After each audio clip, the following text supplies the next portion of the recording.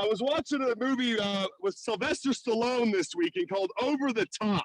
So who wins in an arm wrestling match between Bob and Gregg nowadays? Let's see. Come on, let's go.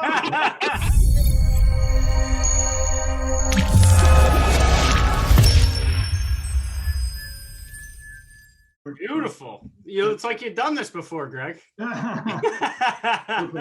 right, Gregg, you ready? Yeah. All right, Bob, you ready? Yes, sir. All right. Timeout. Tyler, who are we taking a timeout with today? Well, thank you very much, Kevin. We got Gregg and Bob Vanourek, father-son duo. The accolades are crazy, guys. They're authors, they're leaders, they're entrepreneurs, they're business owners. So Bob and Gregg, we got you two here today. We don't know how. We thank you so much. I was watching a movie with Sylvester Stallone this weekend called Over the Top. So who wins in an arm wrestling match between Bob and Gregg nowadays? Let's see. Come on, let's go. All right, come on. Oh, I think Gregg won that one. Oh man, I don't know. I want a rematch, though. I want a rematch. You guys want the gun show, or are you good? Yeah. We know what you guys are packing under those sleeves there. So, in kind of that same movie esque, I gotta ask, what was the one movie that you two watched growing up, and you guys could almost recite the words religiously together? I love Chariots of Fire personally. This was a classic. We watched it a long time ago. This incredible story about the Olympics with the sprinter, and all the tensions there about your integrity and your life and your relationships versus the sport and the competition. All in this, the incredible context. So amazing film. I'm writing that one down. I already wrote that. That's on my watch list. And how about Bob? What movie comes to mind for you? Well, I've got a lot of favorites. I could have said Lawrence of Arabia or It's a Wonderful Life. But speaking to a younger generation, My Cousin Vinny is just a great hoot. It's a great hoot. You got to put up with a little of the F word, but it's a hoot. My Cousin Vinny. That's a good movie. I like that movie. That's a proud Italian movie there, I guess, right? I can take some pride into that. So then, favorite actor? Bond is classic. Will Ferrell of that ilk. He's got a Swedish wife, as do I, so I'm going to be partial to that. But yeah, I got to say, Meryl Streep is pretty incredible. So I can't argue with Meryl Streep. That's amazing.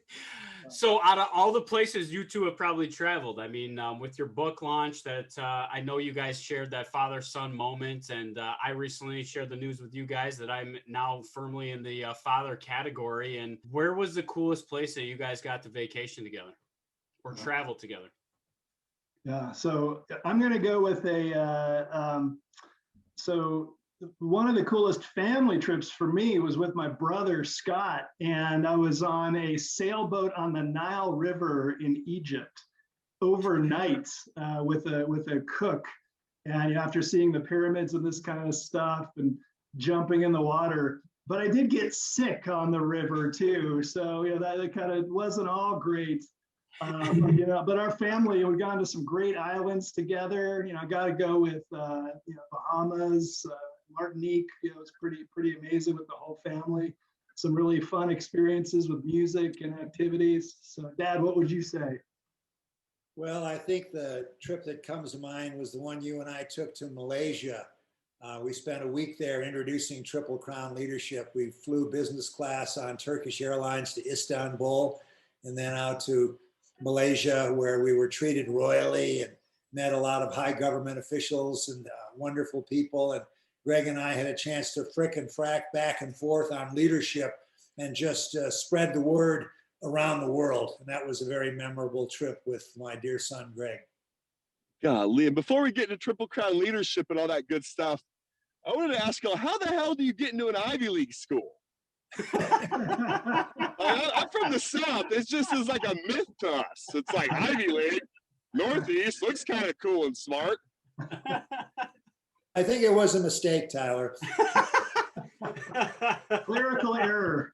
It was a rounding error. It was a rounding error.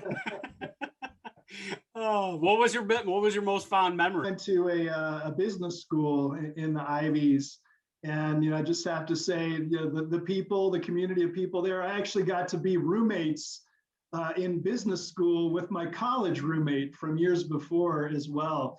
So that was really special, reconnecting after 10 years or so, and just the spirit of that place was about business. It was about leadership for the good of business and society. So it was business, nonprofit, and public sector leadership too. So great spirit around that. Wow. One of the great memories for me of college, Kevin, was the fact that I went to Princeton, which is on the honor system. And it made a huge impression on me when 100 of us would gather in a room and the professor would come and hand out all the test booklets and little essays you have to write. And then then he just left.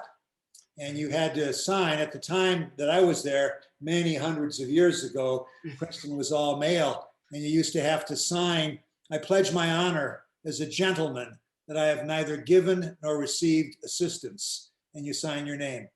And every single one of us took that very, very seriously. That had a huge impact on me, the honor code. And how do you think that factored in at all to some of the books and speaking engagements that you and Gregg have done? I have no question that it did.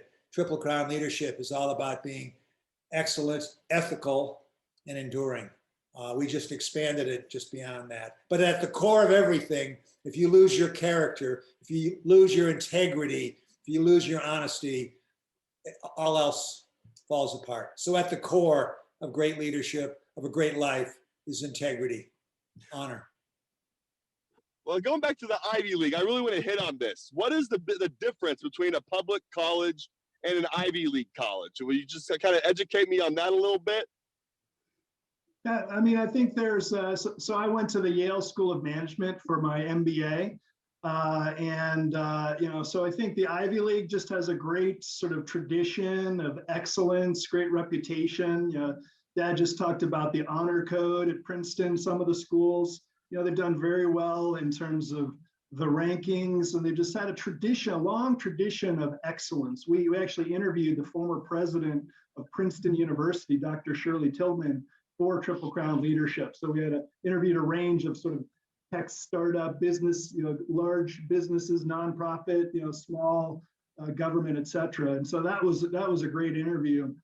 But I would also say, as someone who has been a product of higher education here and abroad, and I taught for 10 years in Europe at several different universities at master's level, executive level. I'd also say that you can get a great education anywhere. If you find a good fit for you, if you really do your homework and find a place that shares your values, that has a good community that you feel at home with, and you apply yourself and you're intentional and you're purposeful. And so, there's certainly value in the big name schools, but most of it comes down to you, and you get out of it what you put into it, and you can get a tremendous education anywhere with formal education as well as the informal, all the tools that we have today. If you're hungry to just keep learning, growing, and developing, which is part of what this podcast is all about. So I salute you for that. Yeah, thank you. Thank you. It's been an awesome experience just learning from wise leaders that have walked that crooked mile journey or that path. One of the things that now that I am in the father category, I have to ask Bob, what are you most proud of that Gregg has been able to accomplish? Gregg is probably the most extraordinary man I've ever met in my life. He is, all fathers are proud of their sons, but this goes way beyond that. He has a heart. He is courageous. He is so committed to helping people, to his daughters, to his lovely Swedish wife. He amazes us with what he writes and how much he cares. He doesn't seek ego or title or the corner office. All he wants to do is help make the world a better place. And the fact that my dear wife and I are his parents gives us great joy. He's a man of extraordinary character and heart, and I love him and respect him and admire him. That's amazing. Yeah, there's some love right there. That felt good to hear. Now, Gregg, growing up, how did you describe your dad to your friends? Yeah. Well, my dad is, super proud of my dad. And I would say, just tying it to the last question too, is, I went to some great schools and, education was a big part of what my mom and dad got for me. But I also went to the Bob and June Vanourek School of Life, and I got a front row seat into what life is all about from my parents and their example of their life and their marriage, and the work that they did and the lessons, my father's business career and collaborating with his son and putting his ego aside so that we could be partners, and all this thing. So that's been an incredible piece of my life where I've just sort of, what would my parents think, or what would my mom and dad say, or what would they advise me? I've got that embedded in my voice and my life outlook, and so I carry that with me with everything, very, very deeply. So Wow, dude. Shines through. And I jokingly say that little orange book sitting behind you is one of the books that really spoke to me. I sent probably, I don't know, maybe 50 pictures of pages from the book, and by the end of it I was like, Tyler, you know what, you can just have my copy, but I need it back. That shined through right in your book. And I know you two we talking about Triple Crown leadership, and you talk about how important that was to you, Bob, as having that true father-son moment. Can you tell us when Gregg approached you to write that book, and what that experience was like for you? Well, I think it was about 2009 or so, because the book came out in 2012. And I had retired early at age 57, gone up to the Vail Valley, and I was kind of lost for a while because I had been through some really tough turnaround experiences. And I thought I wanted to ski and get a motorcycle and golf, and I did all that stuff, but I got pretty bored. And so I said, we're not super wealthy, but we're financially comfortable. What do I want to do? And I decided I wanted to teach what I had learned the hard way about leadership. Leadership is an experiential process, and I experienced the highs and lows of it over 30 years. And then teaching it was a whole new experience. But I had always wanted to write a book. Gregg and I had talked about writing a book. We'd even done some rough drafts, but he had then become a student of leadership too. And so in that year, 2009 or so approximately, he called me and said, "Hey, Dad, I've got an idea. Why don't we now focus on writing a book together, father and son, as peers on leadership?"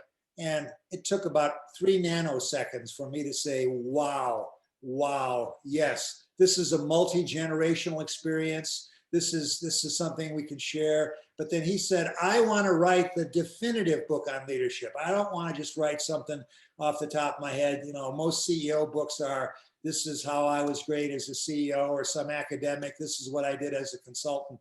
He said, let's find out some of the greatest organizations in the world, large and small, for-profit, nonprofit, educational, military, and let's go out and interview them for what they're doing to create a great organization. And when Gregg called me in that year, that was like, the next 3, 4, 5 years, writing the book, rewriting it, launching it, marketing it, all those kinds of things. I hope that gives you a flavor for what happened. Experience. Yeah, that sounds like a pretty surreal experience for yourself, that your son is now coming to you in something that you were so prolific in before him. And he obviously idolized you in a lot of ways. I think that's just amazing to hear as a father. Gregg, when you were thinking about approaching your father to write the book, did you think of absolutely anybody else that you wanted to write it with? No way. I mean, just an opportunity. My dad and I had collaborated before. We're very close, so we have a close family. And I just felt like it was a good fit of both of our passions, and sort of a way for us to learn, grow, develop, and give back. And, my father has had a remarkable leadership career, from, military, army, entrepreneurial, private equity, to businesses, to 5-time CEO, turnaround. And my career is very different. So I've been involved in startups. I've been involved in cross-sector, public, private, nonprofit, earlier stage. And, and my dad is, he is a craftsman of leadership. I mean, he is masterful with leadership. And I know this because I've seen it in action. I've talked to so many of his former colleagues and these kinds of things. And it's values-based, but he learned it. He went on a big journey. He didn't come out of the gates just kind of doing that. I mean, and he'll be the first to tell you, he was messing stuff up big time early, and he just kind of learned the hard way. And so what was fascinating was to kind of bring that body of work of craftsmanship from my dad, to bring my smaller body of work, but a very different one. And we did these interviews, and we had the 5 leadership practices of Triple Crown leadership, how to be excellent, ethical, enduring. And it was about head and heart. It was about purpose, values, and vision. It was about steel and velvet. It was about stewardship of culture and alignment. But what emerged from that research and going deep and pressure testing each other and debating and dialogue was something even deeper than the 5 practices, which is, what is the ultimate quest? Why are you going to be a leader? Where are you going? And are you intentional? Stephen Covey said, begin with the end in mind. And this goes back to sort of Aristotle, right? And so the ultimate quest was, what kind of organization do you want to build through your leadership? And that's what led to the triple crown of excellent, ethical, and enduring. And so that became this sort of theme that emerged midway through the 3-year deep dive on all the research and the interviews and the stuff that we were doing. That's wow. I do not know how I'm in this room right now. You guys are amazing. And I used to love to ask the question, like, what do you do for a living and all that stuff? And I got bored of that, y'all. So my question right now is, I'll start with you, Bob. What was the happiest year of your life? I think the happiest year of my life, and this is going to sound strange to you, is the last 12 months. If you asked me 12 months ago, I'd say the last 12 months. If you asked me 2 years ago, I'd say the happiest year of my life has been the last 12 months. I know we had COVID. I know we had deaths. I know we had pandemic. I know we had economic chaos. I know a lot of people couldn't say that, but you have to look at the circumstances, the hand that life deals you, and say, what do I make of this? And in spite of COVID and the lockdown and the terrible political partisanship that disgusts me, that's hurting our country and hurting the world, my wife and I, with our family and our close friends, we seek to find the blessings in life. So I could go back to the year I was married. I could go back to the year I graduated from college or our first sons were born. Those were all great years. But I want to make sure that the next 12 months for me, Tyler, is going to be the best 12 months of my life.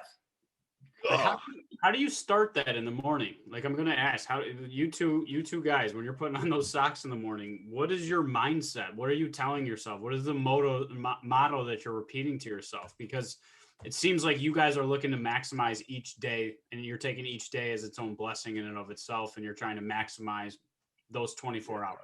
What are you guys saying to yourselves to, I guess, get yourself pumped up for the day to make sure and ensure that you do that?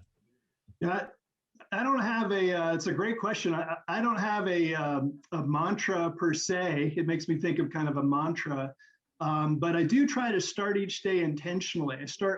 I wake up early, and I like to either go for a walk and get moving, or a run.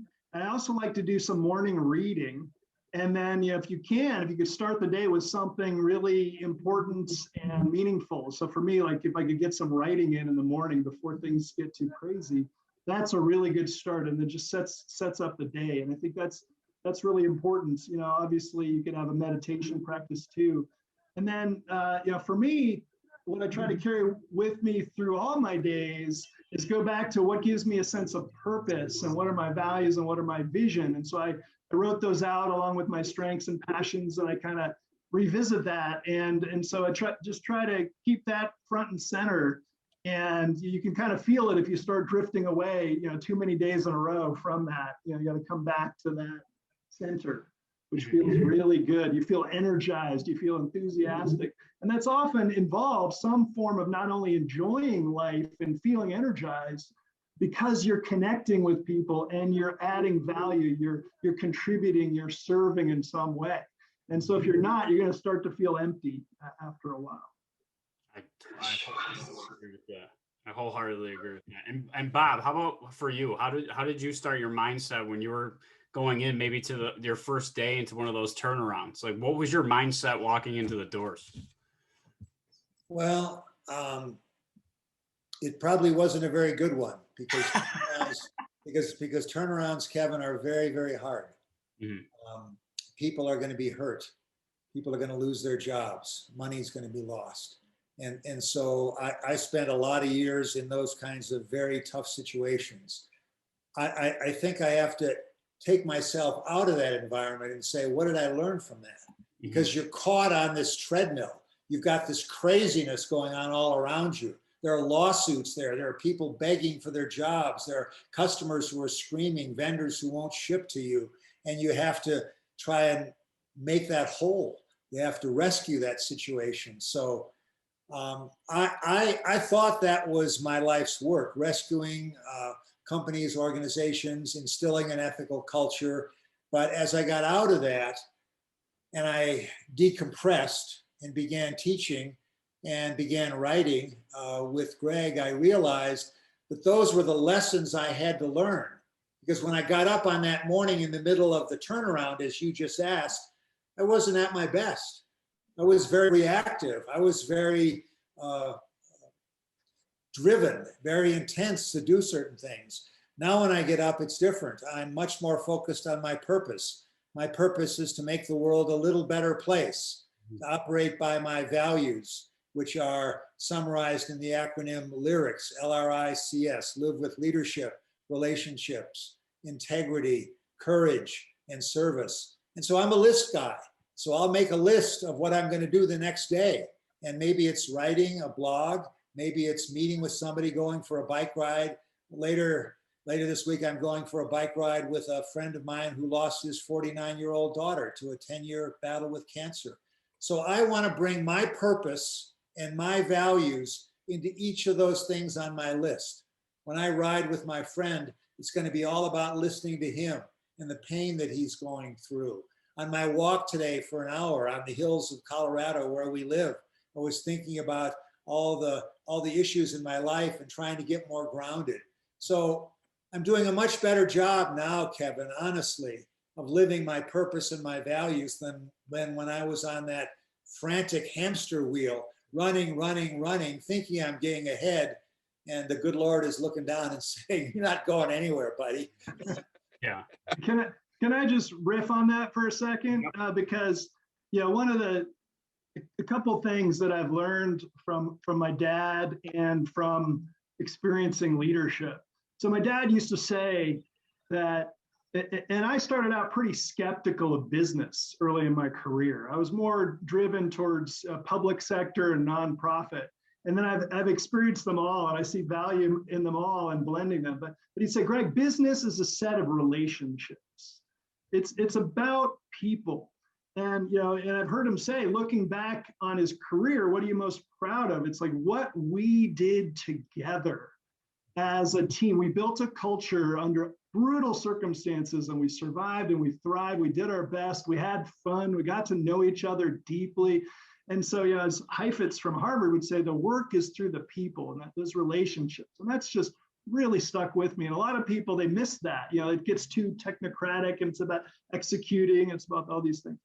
The second thing I'd say is my work now, I focus on leading self, leading others, and leading change, but very much with a focus on leading self. Because when you were asking Bob about, what he was thinking about during the turnarounds, I mean, that's just a brutal situation, as is like a startup when things, and it's hard to get your head right? And so I think one of the big traps for all of us is the inner game of leadership and of life, and is leading ourselves, including how brutal we are to ourselves in judgment. You're terrible, I can't believe you screwed up, and to others. versus being charitable and having a growth mindset and whatnot in ways you don't shoot yourself in the foot because of the negative self-talk. There's a new book out on this where it talks about the soundtrack in your head from John Acuff. And I think this is so important, that mental game, that inner, and it's also kind of a spirit and your character and your integrity, as my dad was talking about earlier. One of the things that you both had mentioned, and we're talking about like the hamster wheel, right? And we're starting to hear things, Gregg, and you're probably seeing it now too with the Great Resign. They're anticipating where employees are going to mass leave organizations, and then organizations are going to be there saying, "Well, we need people." Why do you think, after the last 18 months during the pandemic, and I know you guys have done countless interviews and sat down with some of the brightest leaders, why do you think that is? Do you think people had the opportunity to come closer to center? Because I know in your book, Life Entrepreneurs, you talk about this ebbs and flows almost of finding center, coming off. And then you mentioned it earlier that you too find yourself sometimes coming out of center. But it's how quickly you can get back into alignment with that mission, vision, and values and purpose and everything else like we've talked about. What would you say is why do you think it's happening today? And how do you ensure that you find center when you find yourself off course? Yeah, the world today has been in sort of a kind of a collective shock, a collective trauma at the same time, roughly for a year and a half, different degrees for individuals in different places, et cetera. But it's been it's called the question, what's important? What is your life all about? What do you want to do when you have people dying or people around you, or the fear of it, and all the disruption also economically and psychologically and whatnot? And I think what we're finding is that a lot of people have been kind of sleepwalking and unintentionally being caught up in overwork and giving away too much agency to their identity and to kind of being successful and this kind of thing. And a lot of the sort of the bargaining power has been on the employers, where they've got they have the jobs and the benefits and stuff, and and then becomes this culture where everybody has to sort of give away so much of their life in order to be successful on that track. And I believe that's a false dichotomy, and that this pandemic has really shaken things up, where people are saying, wait a minute, I can succeed at work, and I can work hard, and I can have a life. I can be a good father, a good mother. I can be a good friend. I can be healthy. I don't have to, and that it's not easy. You have to innovate. You have to try. And of course, there's seasons where you pay some dues and these kinds of things. But this whole notion of you have to kind of give away your life, and then kind of enjoy life when you retire, it's a false dichotomy. And I think the world is starting to wake up to that. And so managers and leaders and organizations have to think about, what are we going to do to allow people to thrive here and get stuff done, and to have a life that we support, where they're good human beings who are connected. That's where the future is going. That's conscious business. That's socially responsible. That's values-based. That's where we need to head. That's the future. Lee, that is awesome, Gregg. Man. And I was just going to say, I kind of have that feeling as of past 4 months of my life, to be honest with y'all. I feel like I'm a kid off the Sandlot movie. I actually experienced the summer again. And it's almost like the less I try to control, I'll use that word, the more something in this universe just puts things into play for me. And I heard y'all both mention the word ego earlier. And I'd like to ask y'all, do you have any practices on kind of ego crushing yourself every now and then? Or what's the best ego crusher y'all have in your pocket? Well, I'll start on that. Gregg and I have talked about what is the biggest force that could cause your leadership to go off track. And the answer that we continually come back to is ego. And ego run amok is just a disaster. And it's very hard to see yourself, Tyler, as others see you. You think you're doing the right thing. I mean, even the serial murderer thinks he or she is doing the right thing because they hear voices, or they're trying to, get rid of evil in the world or something like that. So I think one of the best things that we can do is to have a small group of trusted counselors. They could be peers, they could be senior people, but you have an agreement with them that you together will give each other honest, loving feedback, because you can't do it alone. You can't see yourself as others see you. You're caught on that hamster wheel. The forces are hitting you over and over and over again. You think this is the worst it can get, and next week it gets worse. And you say, oh, it can't get any worse, and it gets worse. It's really hard to be calm and rational there when so many pressures are on you. And so you need to have somebody, it could be a spouse, a partner, it could be a relative, it could be a peer, it could be somebody that you admire, a mentor, but you have an agreement with a small group of people.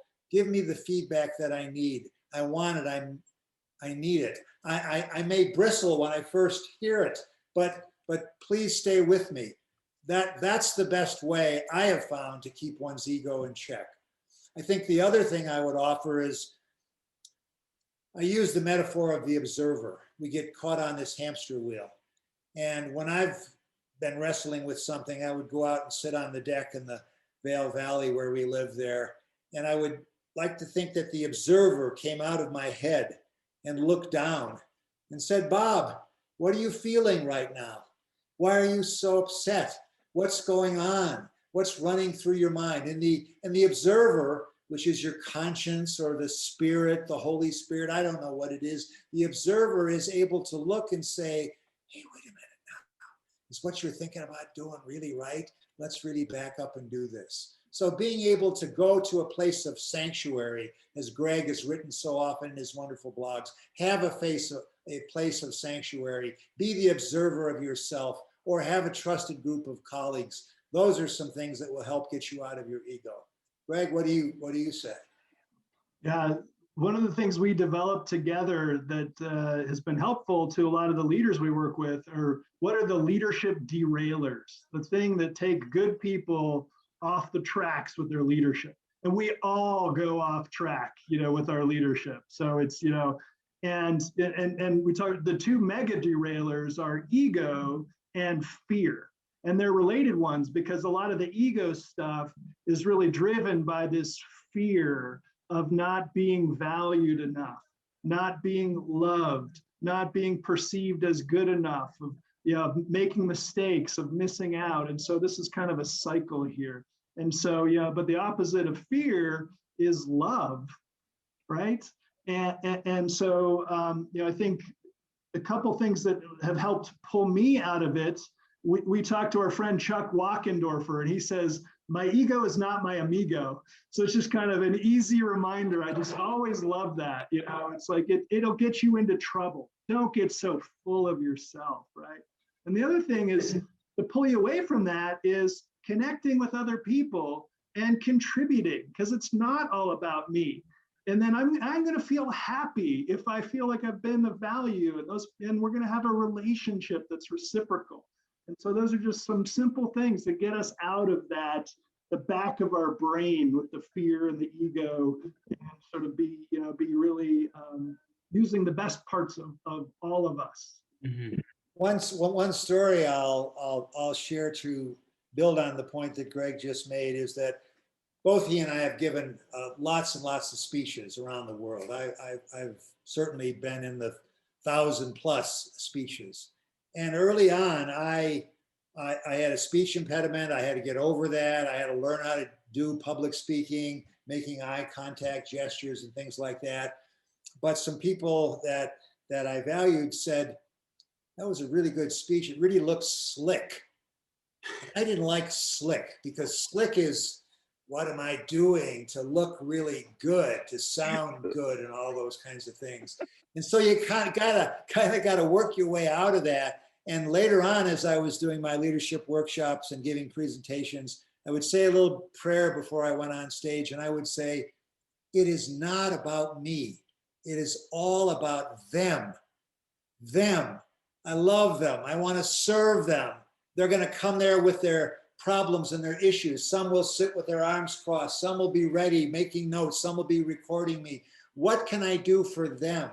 It's all about the relationships. It's about serving. It's about giving. It's not being slick and mastering public speaking so I can sound and look real good. It's about being honest. My best leadership workshops, when I told the stories of when I was fired, when I was humbled, when I did bad things and the lessons that I learned. And I say, I'm sharing with you now in 4 hours what I've learned in 40 years. And you don't have to have 40 years. Listen, because I'm giving it to you. It's from my heart. And that's when we really connected. And that's I've always been. I was just talking to my grandfather. My first call after the child was born, I called my parents and apologized for all the bad things that I did, because that was my first real-time experience where I was like, "You just wait, Kevin. You just wait till you have kids." And then I had a kid, and I was like, "I am so sorry." But sometimes, like we've both talked about, we've gotten off course, right? Maybe we made a non-ethical decision. How do you guys coach leaders that have come off course to get back on course? Like, what is that first step to take that next step in that journey to check the ego and move forward and create those environments in which we're talking about today that is more fulfilling for all employees, not just themselves? What is that first step that you guys typically recommend in your conversations? Yeah, so awareness, intention, decision, and I would say clarity is part of that. Often we get off course and we're not even aware of it. You know, it's subconscious, or we're just we're so busy that we're not taking time. We don't have a process for tapping into the observer that we were just talking about, or sort of checking up on things. And then we're not also seeking feedback because of our ego. We're kind of resistant to feedback, as opposed to being, and one of the masterful things of good leadership is seeking feedback proactively and giving feedback in ways that it can be received. And so then we can bring it into our awareness and see the damage of it, and then set an intention of, I want to do better. And then to be very action oriented, get it out of sort of just thinking about it and start getting some momentum, and so you sort of act on that. But you got to have clarity back to, who am I? What am I all about? What are my personal values? What is my sense of personal purpose and my personal vision of the good life and good work for me? And then that can be kind of a safe harbor that you come back to when you've been pulled off. And it gives you feel an energy. If you've done that really well and you've vetted that and you reread that or you think about it, it's like, yeah, that's the real me. That's what I want to get back to. And you're just hungry to get back to that better track that's available to you. And Gregg, do you do similar like scorecards? Because I know you touch on it a little bit about setting up those scorecards, and I know your father, he was the one that suggested that I did it. So I took his word for it, and I started to create my own.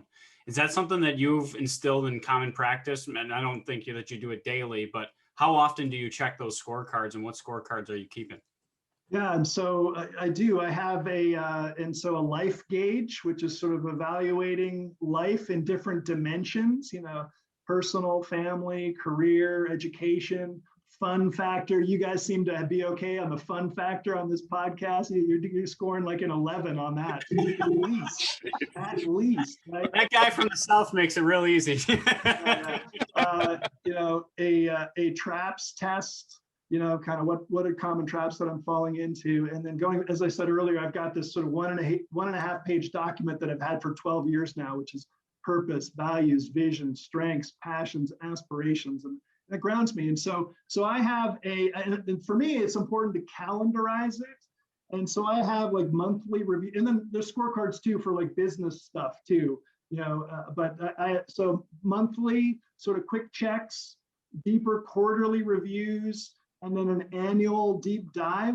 I can't say that I'm religious about it, but I'm always, that sometimes it doesn't slip a bit, but I've got it calendarized, and I found it very helpful to sort of, because you can really get lost inside your life and the business without stepping up to the big picture, and again, that's one of the big traps. Bob, anything you would like to add to the scorecards and how you've kept yours over all these years? Sure. Well, I think when one has made a mistake, one has to engage in 3 activities. And the first activity is admission. And the second activity is to apologize. And the third activity is amends. So people are under the false impression that leaders are omniscient and you've got to be perfect all the time. Everybody knows you're not perfect. And many leaders are afraid to admit a mistake. They're afraid to say, I don't know. They're afraid to say, I'm scared. I don't know what we're going to do here. And I've got to look like I know what I'm doing. People are going to see through that. I mean, I had all those facades over the 30 years that I was in the turnaround business world, and I saw that they didn't work. And I made many mistakes. And when I finally got the courage to say, hey, I admit I made a mistake here. And secondly, I'm really, really sorry. And I'm not just saying this because now I want to make amends. And here's how I'm going to make amends. And you know what? I may make another mistake, but it's okay. And you have my mandate to call me on my mistakes. I want you to let me know. Do it perhaps lovingly or privately so it's not too embarrassing, but I need to hear it so that I can then admit I made a mistake, apologize, and show you how I'm going to make amends. And you need to do that publicly. You can't just do it privately with somebody you've hurt, because you've hurt them in front of others or they've told others. So when I was able to go through those 3 steps publicly, my credibility with the team, because it took all of us. It wasn't Bob that did the turnaround. It was all of us, sometimes right down to the factory floor. And we had to get those people committed from their heart that they wanted to do it. So you had to go through some kind of fire like that to say, I screwed up, I'm sorry, and here's how I'm going to fix it. Mm-hmm. And staying in the same groups, because I know you would give groups a business challenge, one project, and you would say, here's the project, here's your budget, here you go. What were the 3 things that you told that group before they kicked off that project? Well, in my turnaround work, I often found that the answer was within the people. It wasn't Bob coming in because he was so smart. I'm a little above average probably, but if you enlist those people, you find.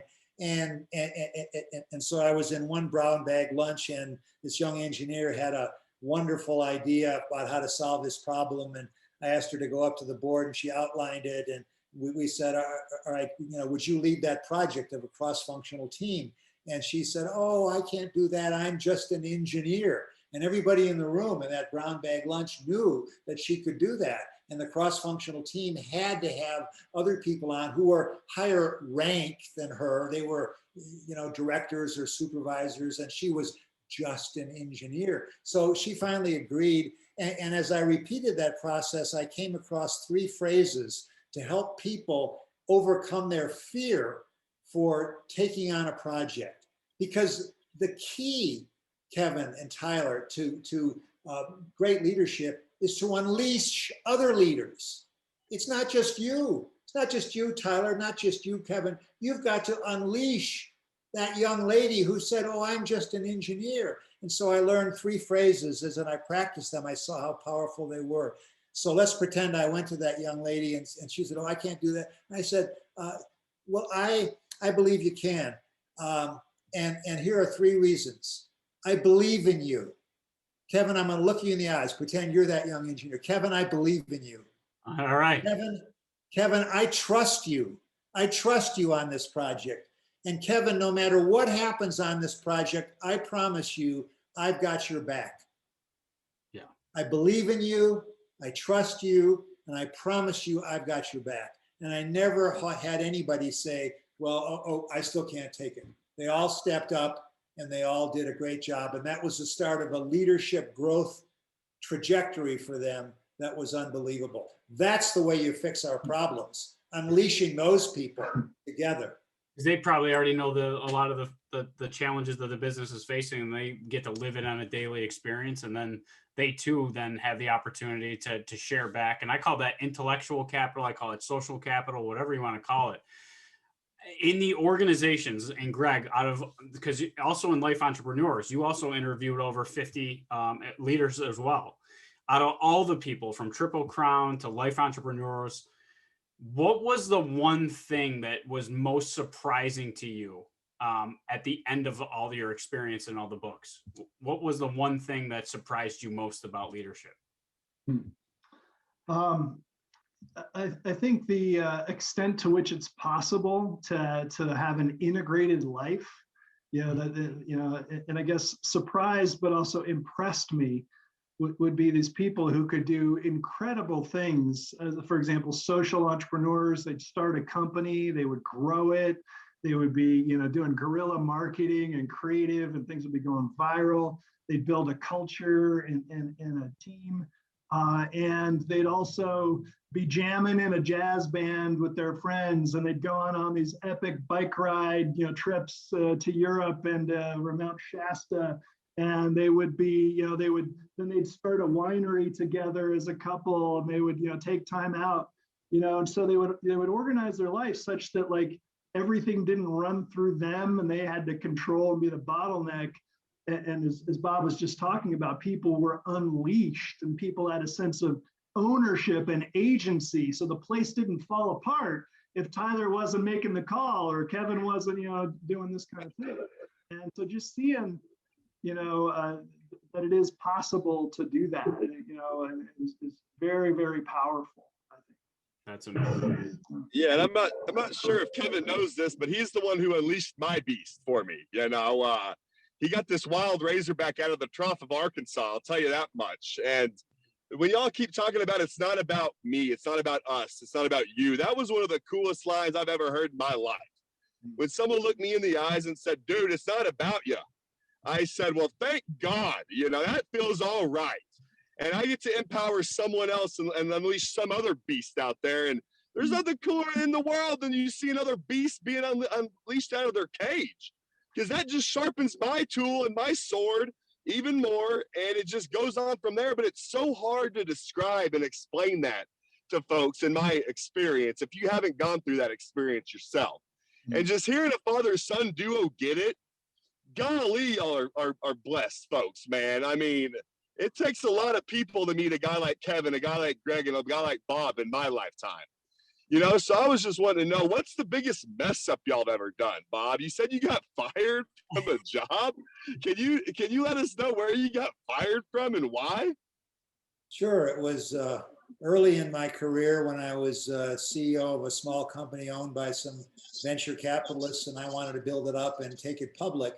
And unbeknownst to me, they sold it out from under me to a New York Stock Exchange company and didn't even tell me about it. And I was really angry, and I came in with a chip on my shoulder and didn't like the new acquiring parents. So I had a really bad attitude, And so the group vice president came in one day and fired me.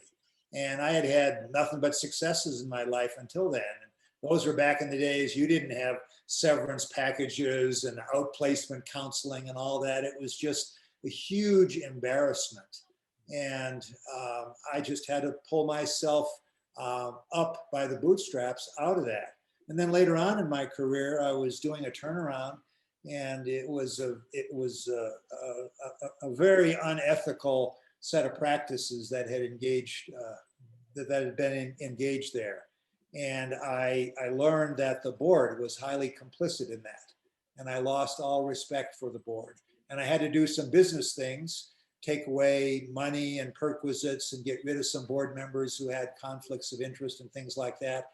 But I think the mistake that I made there was that I had lost respect for them, and that showed in my eyes. And I didn't handle myself as well. And so after the turnaround was complete, they came in and fired me, even though me and the team had done a great job.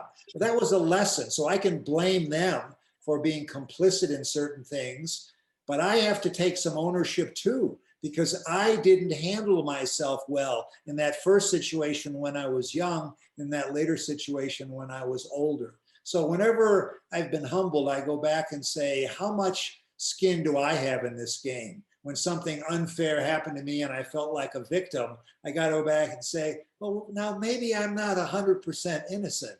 Maybe I've got 40, 50% of the blame here. And what do I learn from that? You know? And life's a constant journey and a constant learning experience. And Gregg, I know you touched on that as you mentioned how you read every day. I think sometimes people forget that life is a constant learning experience, whether you're doing it through the actions or actually you're doing both read through education, but also maybe life experiences as well. As we're finishing up now, our typical end is we ask you interview questions. I'm kind of tossing that aside because I really wanted to ask one question and I ask it to each of you, and we'll close on this. When you are asking yourself who you are, right, at your core, I think we as humans are so distracted right now with social media, with sports, with life itself. What is, I guess, the first thing to start that journey to find who you are, like find that purpose, find that vision, find that mission that you're on?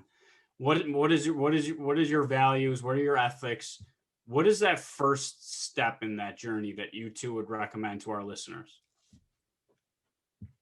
I think that finding who you are and your sense of purpose is, to your point, Kevin, it's the journey of a lifetime. And it's just not something that you sort of get and it goes away and you're one and done. It's all good.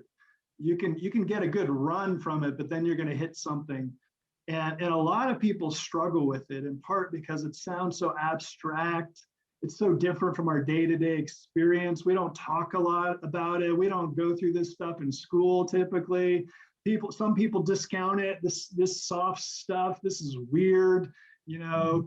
And but it's so essential for grounding you. And so, I mean, paying attention, I think, with an inner voice to what feels right versus where you feel a little bit, you know, you got this gut instinct, right? What feels meaningful? What fills you up with energy? I think the things that you're good at are a little bit of a clue of kind of who you are, what you're meant to do in the world, and what you're passionate about, what energizes you versus the things that just sort of drain you. So there's all sorts of clues we're constantly getting, and they're just falling on the floor. We're deaf to them, you know, because we're not listening. We're so busy, we're so focused in this kind of thing. And then you have to also get out of that sage mode and get out of your head and start trying things. You know, I'm going to do a new podcast here. We're just going to bump up against the world and see what we get back. And are we getting traction? And what's working well and what isn't? You know, and those are things that are so often evidence that you're on a path that is good for you, but also that is helping people in the world. And you get evidence through people are paying for it, or people are listening, or people are saying, I like that helped me. And so you got to get out, warrior and sage. You know, you got an action and reflection, bouncing back. I love that. Thank you, Gregg. And Bob, what would you say? Well, I would certainly endorse everything that Gregg said there, but I want to add to that, and that is, I think we as human beings are more than just a body, more than just a voice, more than just a mind, more than just an ego. I believe we have a spirit, and I believe that spirit connects with other spirits and connects with something that we call God or Allah or the prime mover or whatever. I just happen to believe that personally. And when you talk about purpose, when you talk about your personal values, and you talk about getting out of your ego, overcoming the fear, I think that starts with connecting with your spirit. Don't just think about what's in it for me. How can I look good? How can I get more? How can I impress them? Because you're dealing with all your human stuff. Your spirit wants you to say, how can you make the world better? How can you relieve some suffering? How can you bring some joy? So the sanctuary that Gregg talks about, the observer, the trusted friends, the character that is at the foundation, and the courage that it takes to live by character, all those are touching from your spirit. So I would say the starting point might be, and I wouldn't have said this 10 years ago or 20 or 30 years ago, connecting with your spirit inside. That's the powerful message. Very, very powerful. Because I think that was when I was reading the book, that was one of the hardest parts, Gregg, I think, is thinking about yourself. I think sometimes we're so focused on what does that person think? How can I make that person like me? And that's one of my shortfalls, is that I was constantly trying to appease everybody else but myself. And Tyler, as much as I've helped him, that was one of the things that Tyler pulled out in me. And I think sometimes, to your point, those small groups that you mentioned earlier, Bob, this is a small group between me and Tyler, and we've shared our life experiences and really have kind of not tried to hide anything about what we've gone through our life's journey. And I think that he keeps me honest. He checks my ego. He'll tell me when I'm doing good, when I'm doing bad.